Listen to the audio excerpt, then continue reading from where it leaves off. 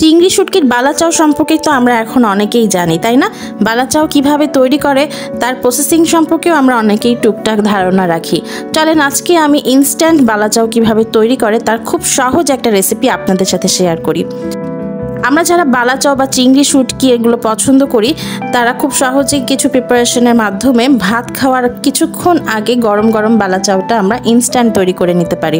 তার জন্য আমাদের দরকার চিংড়ি গুঁড়া শুটকি, যা আপনি অনেকগুলো শুটকি একসাথে কিনে একসাথে ভালো মতো ধুয়ে ডিপ ফ্রিজে রেখে দিতে পারেন।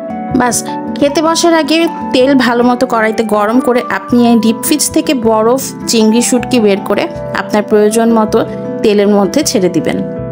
এরপরে কিছুক্ষণ নাড়াচাড়া করে প্রয়োজন মতো লবণ এবং হালকা গুঁড়া মরিচ আপনি আপনার স্বাদ অনুযায়ী ইউজ করবেন। তারপর একটু ভাজা ভাজা হয়ে গেলে আপনি চাইলে রসুন এবং পেঁয়াজ কুচি একসাথে দিয়ে আপনি ভাজা ভাজা করে নিতে পারেন। তবে যদি আপনি রসুন খেতে না চান আপনি শুধু পেঁয়াজও দিতে পারেন, যেমন আমি এখানে শুধু পেঁয়াজ দিয়েছি। আর আপনি চাইলে কাঁচামরিচও ব্যবহার করতে পারেন। এখানে আমরা যদি চাই একেবারে খুব কড়া ভাজা দিতে পারি, আবার আমরা চাইলে কিছুটা হালকা ভাজা ভাজা করে নিতে পারি। বালা চাও আমরা অনেকে কড়া ভাজা পছন্দ করি, অনেকে হালকা ভাজা পছন্দ করি। আমি এখানে খুব কড়া ভাজা করিনি, আমাদের বাসায় এই ধরনের হালকা ভাজার বালা চাওটা খুব পছন্দ সবার। আমরা গরম ভাত, গরম খিচুড়ি, গরম পোলাও সব কিছুর সাথে কিন্তু বালা চাও ট্রাই করি।